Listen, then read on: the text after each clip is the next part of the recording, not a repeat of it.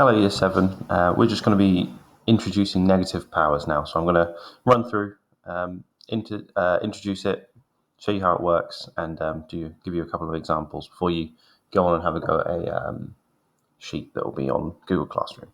Okay, so to begin with, we're just going to have a look at some powers of 2 and we're going to put them into our calculator and see what we get and see if we can spot any patterns. So 2 cubed, okay, so we know that's 8, so I'll put it in my calculator.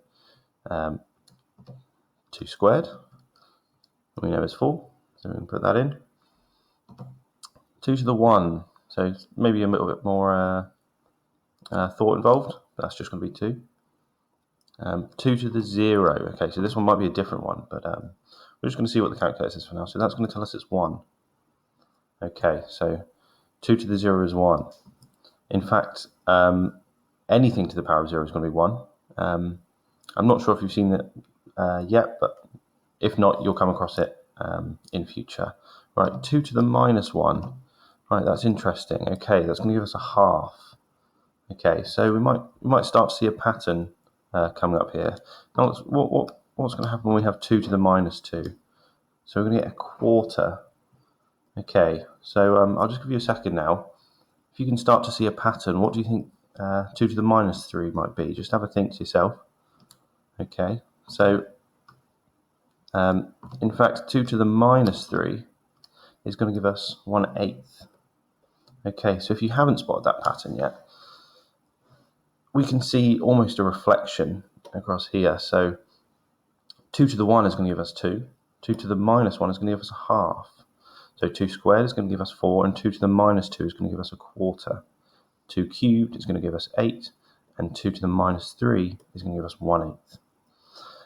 And in fact, anything to a minus power is going to be 1 over that. So more explicitly, so if we've got a to the minus n, this would be equal to 1 over a to the power of n.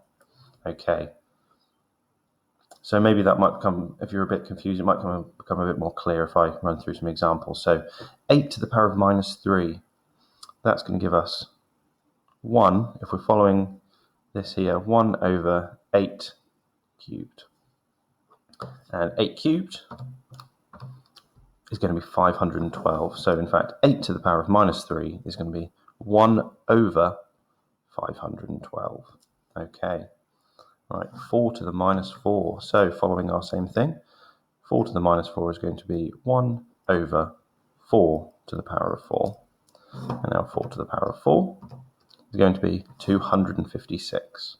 So that's going to give us 1 over 256. Okay, last one. 6 to the power of minus 1 is going to give us 1 over 6 to the power of 1.